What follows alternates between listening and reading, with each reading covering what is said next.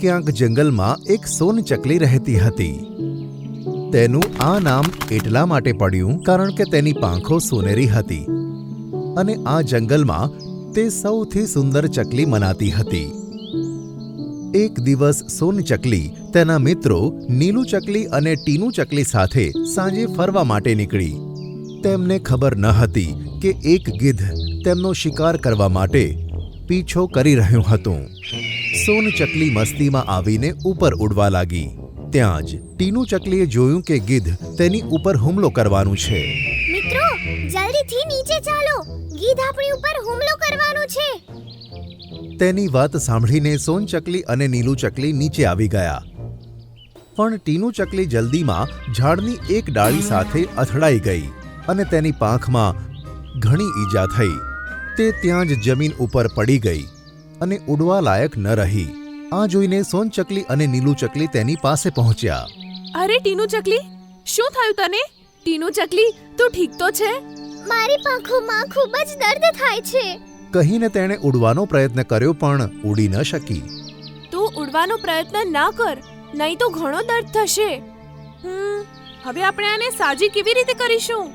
આની ઈજા અને દર્દને મટાડવા માટે આપણે સોનાના ફૂલ લાવવા પડશે, જે કાળા પહાડ ઉપર જોવા મળે છે. હા, તે ફૂલ વિશે તો મેં પણ સાંભળ્યું છે, પણ કાળા પહાડ ઉપર અત્યારે ખૂબ જ અંધારું હશે. હા, પણ અત્યારે તું ત્યાં જઈ શકે છે, કારણ કે તારી સોનેરીની પાંખ ચંદ્રના પ્રકાશમાં ચમકે છે અને પ્રકાશ ફેલાવે છે. તને તે ફૂલ સહેલાઈથી મળી જશે. સાંભળીને સોનચકલીએ કંઈક વિચાર્યું અને કહ્યું, સારું, હું તારા માટે તે ફૂલ લેવા અત્યારે જ જાઉં છું. સાંભળીને બંને ચકલીઓ ખુશ થઈ. નીલુ ચકલી ટીનુ ચકલી પાસે રોકાઈ ગઈ અને સોનચકલી કાળા પહાડ તરફ ઉડી ગઈ. રસ્તો ઘણો લાંબો હતો. ઘણે દૂર ગયા પછી સોનચકલીએ જોયું કે ઠીક તેના જેવી જ દેખાતી એક બીજી સોનચકલી આકાશમાં ઉડી રહી છે. સોનચકલી તેને આશ્ચર્યથી જોઈ રહી હતી, કારણ કે તેને તેના જેવી બીજી સોનચકલી પહેલી વાર જ જોઈ હતી. તે તેની પાસે જઈને તેની સાથે ઉડતા ઉડતા વાતો કરવા લાગી. મારું નામ સોનચકલી છે. તું તો એકદમ મારા જેવી જ દેખાય છે. તને ક્યારે પહેલા અહીં જોઈ નથી. તું ક્યાંથી આવી છે? મારું નામ પણ સોનચકલી છે. કહીને સોનચકલીએ તેને બધું કહી દીધું. પછી તે ચકલી બોલી, તું એક સોનચકલી થઈને સામાન્ય ચકલીને મિત્ર બનાવે છે અને તેના માટે સોનાનું ફૂલ પણ લેવા જઈ રહી છે. હા, તો શું થયું? આપણે બંને સોનચકલી છીએ, જંગલની સૌથી સુંદર ચકલીઓ. આપણે ફક્ત એકબીજાને જ આપણા મિત્રો બનાવી શકીએ છીએ. તે સામાન્ય દેખાવવાળી ચકલીઓ આપણી મિત્રતાને લાયક નથી. તે ચકલીએ સોનચકલીને એવી વાતો કરી જેને સાંભળીને તેને અભિમાન આવી ગયું. બીજી તરફ નીલુ ચકલી ટીનુ ચકલી પાસે સોનુ ચકલીના આવવાની રાહ જોઈ રહી હતી. જ્યારે સવાર પડી ત્યારે બંનેને સોનચકલીની ચિંતા થવા લાગી. તેણે ટીનુ ચકલીને કીધું કે તે સોનચકલીને જોઈને આવે છે અને તે ટીનુ ચકલીને ત્યાં છોડીને આકાશમાં ઉડી ગઈ. થોડી વાર પછી જ તેને બે સોનચકલીઓ આકાશમાં ઉડતી દેખાઈ. તે તેમની પાસે ગઈ અને પછી તેમની સાથે ઉડતા ઉડતા સોનચકલી સાથે વાત કરવા લાગી.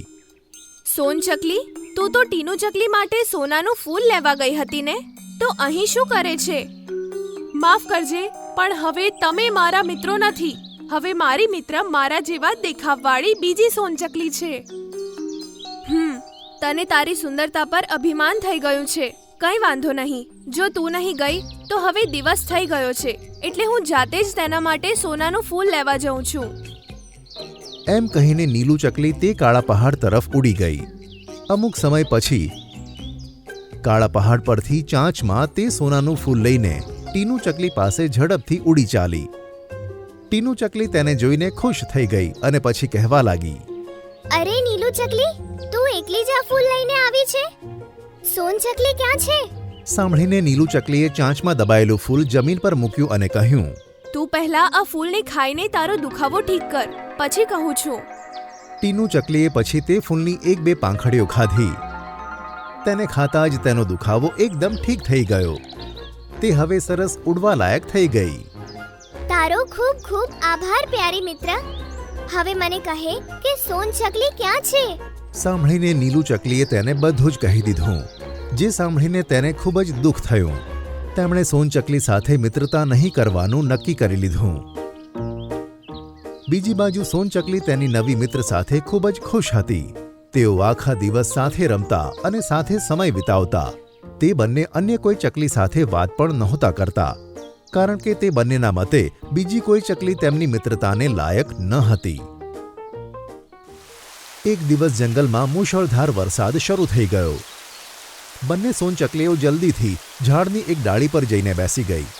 અચાનક પવન ફૂંકાયો, જેનાથી ઝાડ પરનું એક ભારે પાંદડું સોનચીડિયાને વાગ્યું અને તે જમીન પર થયેલા કીચડમાં જઈને પડી ગઈ. થોડા સમય પછી વરસાદ બંધ થઈ ગયો હતો, પણ સોનચકલી આખી કીચડમાં ફસાઈ ગઈ હતી. તેની પાંખો પણ ભારે થઈ ગઈ હતી. તું ઉપરથી શું જોઈ રહી છે? નીચે આવીને મારી મદદ કર. સાંભળીને નવી સોનચકલી નીચે આવી અને જમીન પર પગ મૂક્યા વગર બોલી, હવે તું કદરૂપી દેખાય છે. જ્યાં સુધી તું ફરીથી સોનેરી નથી થઈ જતી ત્યાં સુધી મારી મિત્રતાને લાયક નથી. હું હજુ પણ તેવી જ છું, બસ ઉડી નથી શકતી. તું મારા માટે પાણીની વ્યવસ્થા કરી દઈશ તો હું તેમાં નાહીને ફરીથી સુંદર દેખાવા લાગીશ.